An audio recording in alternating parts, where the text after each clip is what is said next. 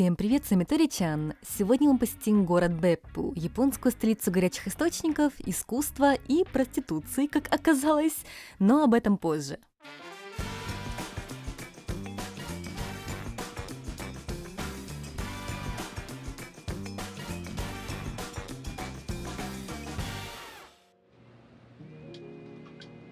Мы будем ехать из Фукуоки на поезде под названием Соник, да, как Суперсоник, он такого же синего цвета, который едет с 1997 года. Выглядит очень ретро-мило.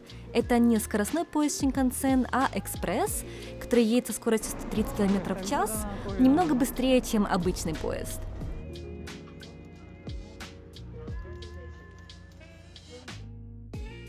Беппу – это один из самых известных городов-курортов с термальными источниками в Японии, расположенный на острове Кюсю в префектуре Оита. В этом регионе находится самое большое количество горячих источников в стране. Более 2000 горячих источников онсен, где можно попариться. Интерьер, в особенности сиденья поезда, тоже ретро, но на удивление довольно удобные. Особенно меня умилили кармашки для билетов. Это как ловушка, чтобы точно билет там забыть, как по мне. У этого поезда довольно необычный маршрут. В середине пути поезд разворачивается и едет в обратную сторону, поэтому, чтобы пассажиры могли ехать лицом вперед, кресла разворачиваются.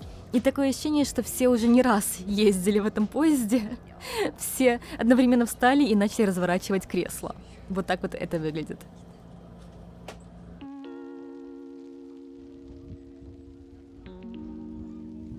Мы приехали в город Беппу, который известен своими горячими источниками, но кроме онсен тут также много разных интересных ретро-мест, которые мы сегодня посетим, поэтому идемте с нами. Но для начала рамен на обед. Население этого города 112 тысяч человек, но каждый год сюда съезжается более 8 миллионов человек из Японии и за границы, чтобы понежиться в горячих источниках. Но не пугайтесь, 300 обычно скапливаются только в одном месте, а сегодня мы покажем вам настоящий Беппу. Это очень милый ретро-городок с ностальгическим вайбом, хорошими местными кафе и магазинами.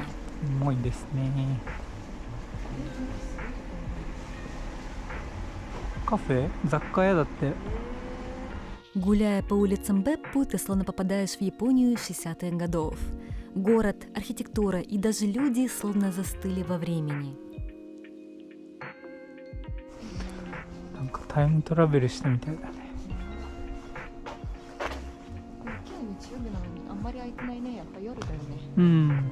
まあ飲み屋街だよね、ここは。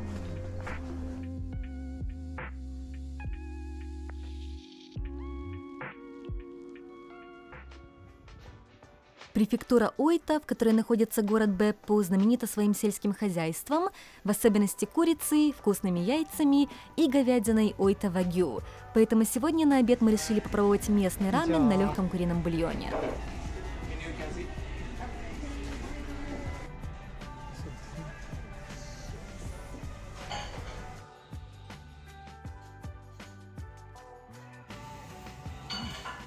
Ребята, смотрите, какое красивое здание. В городе Беппу очень много вот такого арта, который органично вписывается в пейзажи города, поскольку город поддерживает разных художников. Поэтому, если будете в городе Беппу, обращайте внимание по сторонам.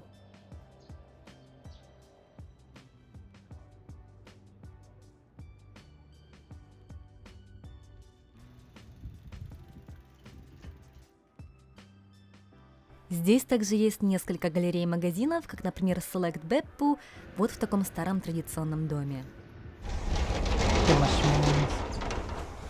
こんにちは。こんにちは。 Если вы ищете изготовленные местно товары, такие места называют дзакка, и в них собраны ремесла от местных мастеров. Благодаря своему климату в Беппу также растет много бамбуковых лесов, поэтому здесь можно найти разнообразные изделия из бамбука ручной работы, из-за чего они стоят недешево, но это уникальная вещь. На второй этаж тоже можно подняться, предварительно сняв обувь. Второй этаж этого старого здания превратили в галерею, расписав традиционные раздвижные двери фусама и стены. Оказывается, работы этого художника можно встретить по всему городу, и мы мимо некоторых сегодня уже гуляли. Мне кажется, что эти яркие краски словно дают старым стенам новую жизнь, делая город и здания более красочными. Но, честно скажу, вначале мне показалось странным, что везде только цветы нарисованы, как это с городом Беппу связано, а потом я вспомнила, что минералы в горячих источниках называют юнохана, что переводится дословно как «цветок кипятка». Поэтому все логично.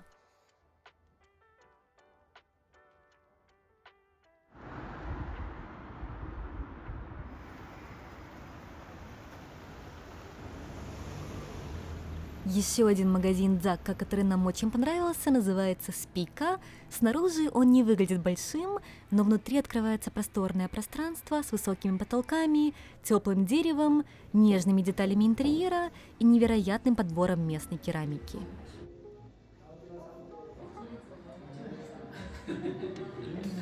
Посещение горячих источников обычно является главной целью посетителей города, но мы были в таком восторге от всех этих маленьких старых улочек, что решили оставить горячие источники на десерт.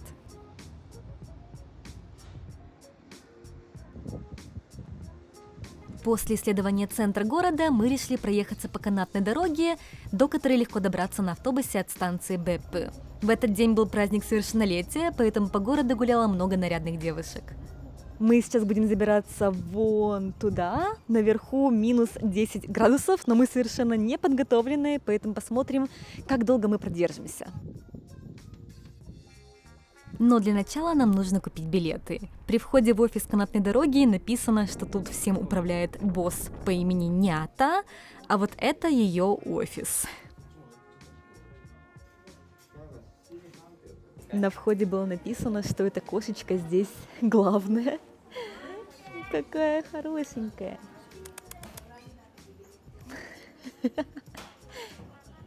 Это важная работа. Эта кошечка здесь настоящая знаменитость, поэтому здесь продается много разных сувениров с котами. Печеньки в виде кошечек. すごい高いね。 По этой канатной дороге можно забраться на неактивный сейчас вулкан Церуми. Всего за 10 минут мы поднимемся на высоту 1300 метров, поэтому неудивительно, что там температура ниже на 20 градусов, чем в центре города.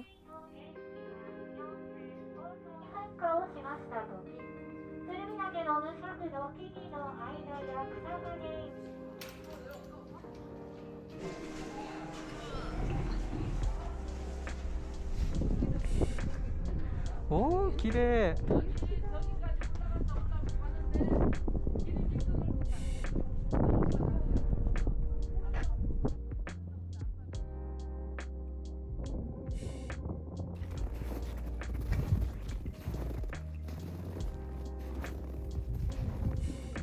Как и ожидалось, наверху очень холодно, минус 6, не минус 10 хотя бы, и лежит снег. Это первый нормальный снег, который мы в этом году видим, потому что у нас в Фукуоке он буквально пару раз всего лишь в этом году шел, но не скапливался, как здесь лежит.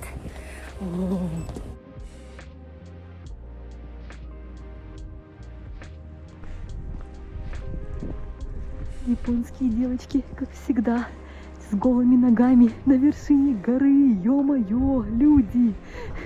寒そう。なるほどね。 На вершине горы стоит небольшой храм, а также 7 статуй в честь 7 божеств удачи, которые все можно обойти, но нас хватило только на одну статую, а дальше начало отнимать пальцы рук. Я искренне не понимаю, как японские девочки сюда в юбке пришли и почему им словно меньше холодно, чем мне. Но даже несмотря на нашу неподготовленность к холоду, мы были очень рады увидеть снег. В Фукуоке у нас его практически нет.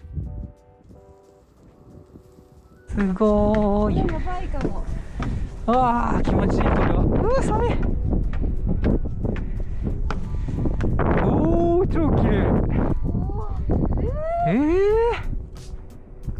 ああ。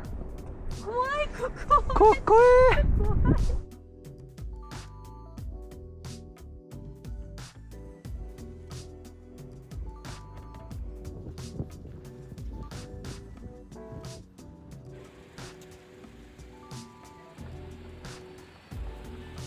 Мы спустились с горы, и Изами захотел вкусно поесть на ужин, поэтому сегодня мы будем есть на ужин якинику, жареное мясо. Ну, на выходных пусть гуляет, потому что дома мы не готовим мясо практически.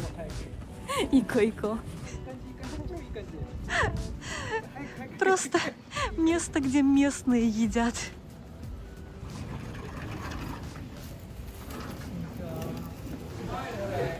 Префектура Оита, где находится Беппу, известна своим мясом вагю, поэтому, конечно же, якинику – это хороший выбор. Хоть я лично и не ем вагю, Изами будет сегодня нам рассказывать, насколько это вкусно. Не. Вау. И Изами сам выбрал это место, потому что оно локальное, где местные любят ужинать. И здесь, по отзывам, очень хорошее, свежее и недорогое мясо. Угли раскаленные уже. И на них будем жарить мясо.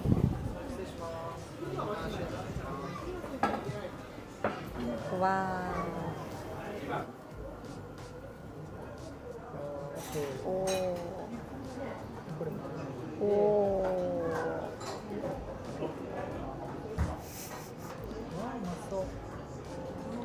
Самая любимая якинику Изами.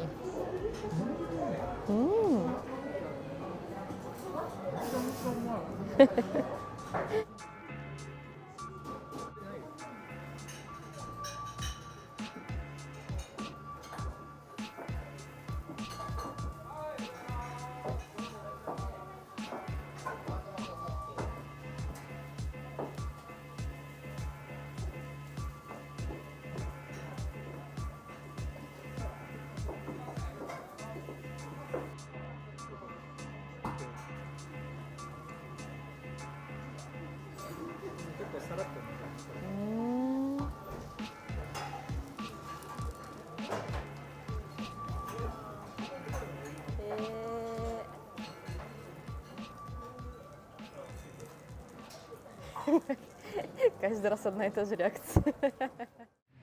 Наевшиеся и довольные, особенно Изами, мы решили прогуляться по городу и посмотреть на ночную арт-инсталляцию, о которой нам рассказали местные знакомые, а также как город преображается с заходом солнца.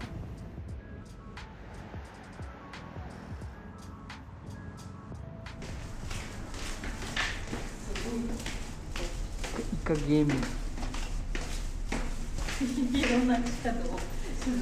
あった？あったある。長っ。めちゃめちゃホラーだなこのシチュエーション。奥からピエロとか走ってきたら怖いんだけど。それは怖い。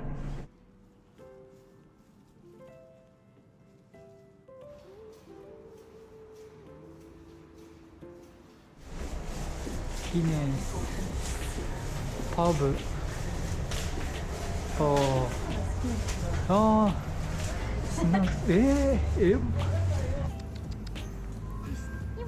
теперь о том, что я упомянула в начале видео. В Японии проституция запрещена, но есть много серых мест. Оказывается, в Беппу очень большой район красных фонарей, который днем выглядит как просто опустевшие улицы, где мы как раз гуляли, а вечером здесь совсем недружелюбная атмосфера. В Токио тоже есть район красных фонарей, но там много зазывал, атмосфера более шумная и барная, и даже турист может там прогуляться без проблем. Здесь же я вначале даже не поняла, что мы зашли в такой район, а потом заметила каких-то странных, ожидающих кого-то словно людей, ходящих туда-сюда, смотрящих очень косо на нас, группами стоящих. В общем, было стрёмно. Изами меня за руку оттуда вытаскивала, так что, если вы хотите пойти вечером в бар в Беппу, смотрите, куда идете.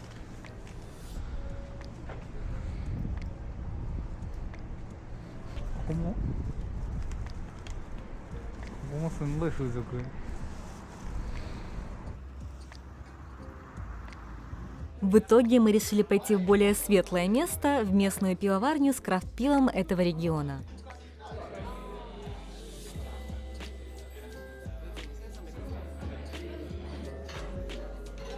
У пива тут отличные названия, как, например, с легким паром, даже есть пиво с местным цитрусом кабосу, а как закуску подают местную курицу в кляре. Наш отель на сегодня смотрится хорошо.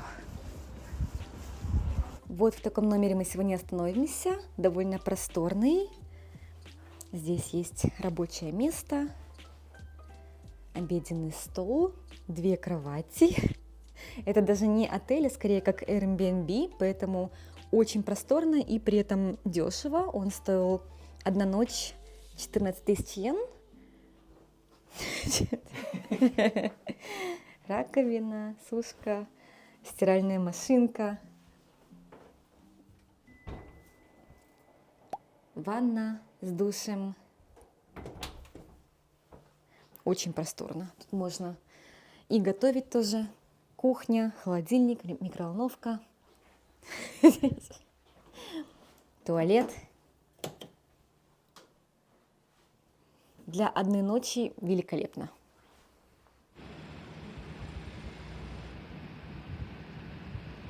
Доброе утро! Сегодня у нас 2-й день в Беппу, и сегодня мы решили взять в аренду машину, чтобы можно было поехать в разные интересные природные места. Это наша машина на сегодня. Каваине. Самая маленькая и самая дешевая, которая была доступна. Такие машины в Японии называют кейка. Кей, не знаю почему, компактные, точно, компактные машины, поэтому они называются кейка. И у них обычно вот такие желтые номера, которые указывают на то, что у машины двигатель небольшой. Но нам этого на сегодня хватит. Мы не будем сильно в горы забираться.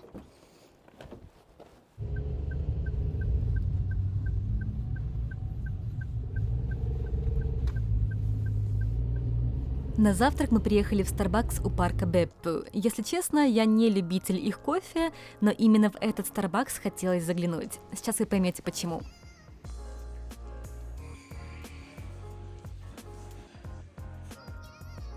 У этого Старбакса великолепная локация прямо напротив парка Беппу с видом на гору Цуруми, куда мы вчера забирались. Возможно, кого-то это удивит, но это конец января, в этом регионе довольно комфортная зима, и если вы в легком пуховике, вполне себе нормально можно гулять на улице целый день. Парк Беппу очень приятный, и это не просто парк, здесь даже есть небольшой вот такой вот уголок с бамбуковой рощей, которая не хуже для фотографий, чем знаменитая роща Арашияма в Киото, и тут практически нет людей, кроме вот меня и Изуми. Испортил мне весь кадр, где я говорю, что людей нет. Январь – это также сезон цветения камелии. Невероятно, что в Японии всегда что-то цветет, даже зимой. 綺麗だね。今ちょうど満開。9分咲きぐらい。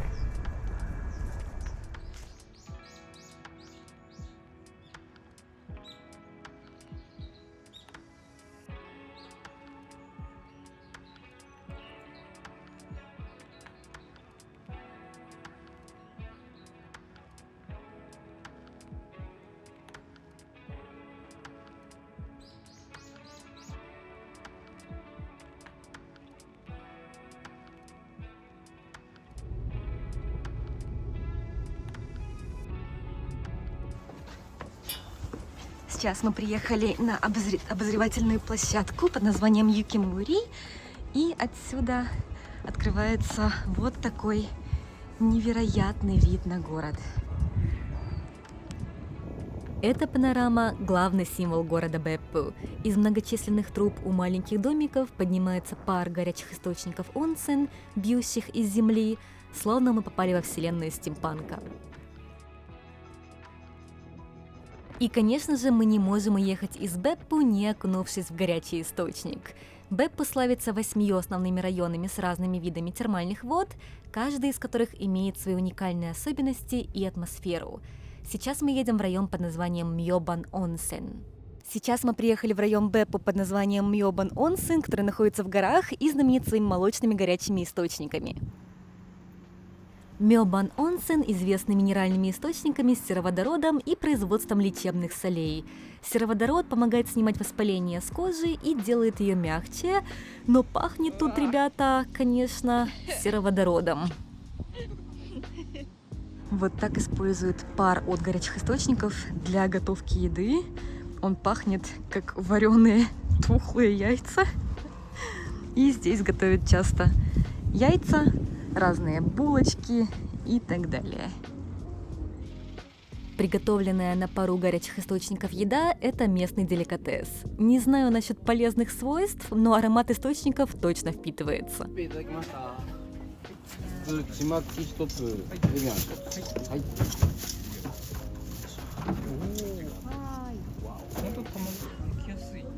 Тамаго? 色がすごい黄色いね。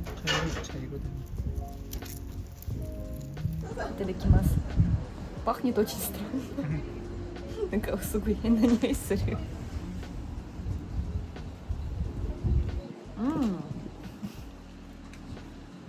Не могу сказать, что это вкусно. На вкус как горячий источник. スモーキーな感じ。 Онсенの味がする。食べさせて。いただきます。それ無理かもしれない。いただきます。 Мне не зашло. めっちゃうまい。本当にめちゃくちゃ美味しい。食べて。Такие избушки, только без ножек.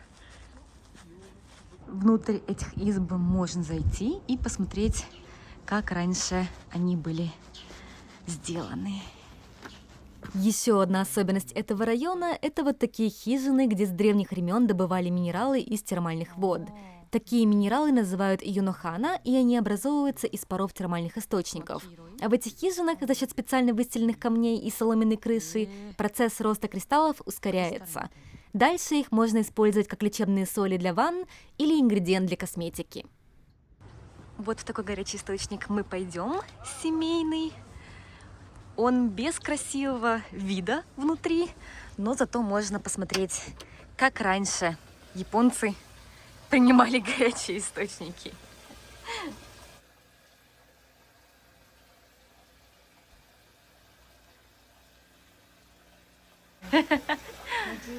Природная цензура. Не, и кандида не. Самое знаменитое туристическое место Беппу – это долина Ада. И, конечно же, сюда все приезжают туристы. Можно ожидать, что место будет заполненное полностью в выходной день.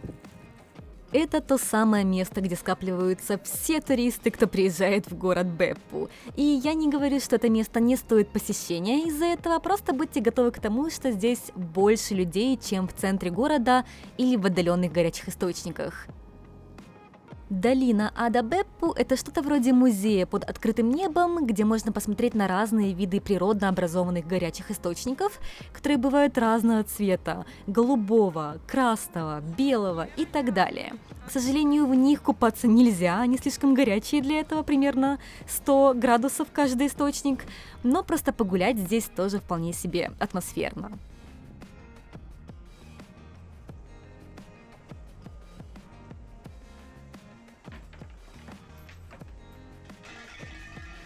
Если будете ехать в Беппу, мой совет – берите с собой полотенце. Да, в этих горячих источниках нельзя купаться, они слишком горячие для этого, но здесь также есть горячие источники для ног, где можно попарить ваши уставшие от прогулок ноги.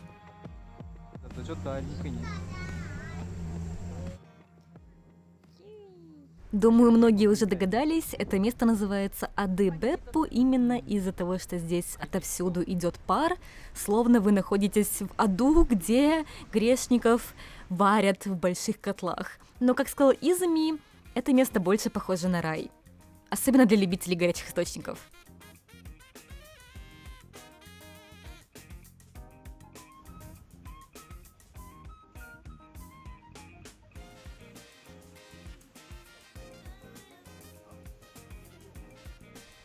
Дальше мы решили пойти выпить кофе в место, о котором знают только местные. У этого кафе даже нету отзывов в Google Maps, и если вы захотите туда пойти, обязательно делайте резервацию. Это кафе, если вот так можно назвать, находится внутри вот такого маленького традиционного японского отеля Рёкан. И вход было очень трудно найти. Мы вначале пошли внутрь отеля, где нас не совсем поняли.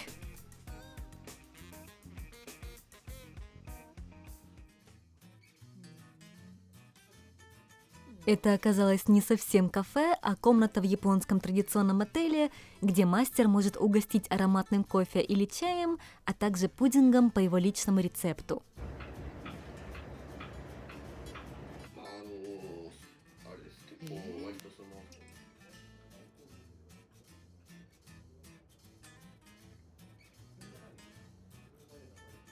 Можно выбрать свою чашку.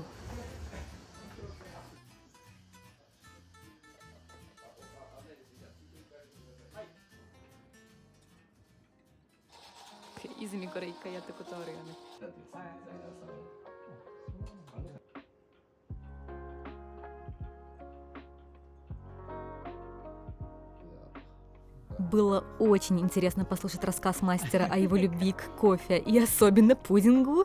По его словам, он разрабатывал рецепт этого десерта 15 лет и готовит его только на парах источника. И это было действительно очень вкусно, я теперь фанат. Мы настолько разговорились, что потом нам мастер даже показал, как выглядит отель изнутри, и у них, конечно же, есть горячие источники даже под открытым небом, поэтому, наверное, это будет следующее место, где мы остановимся, когда будем в Беппу.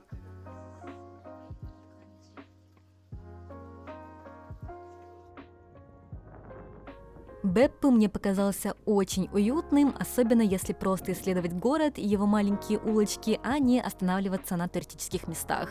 Здесь также есть большой выбор приватных семейных горячих источников, поэтому, кому интересно, ссылки я оставлю в описании этого видео. Всем большое спасибо за просмотр, всем пока!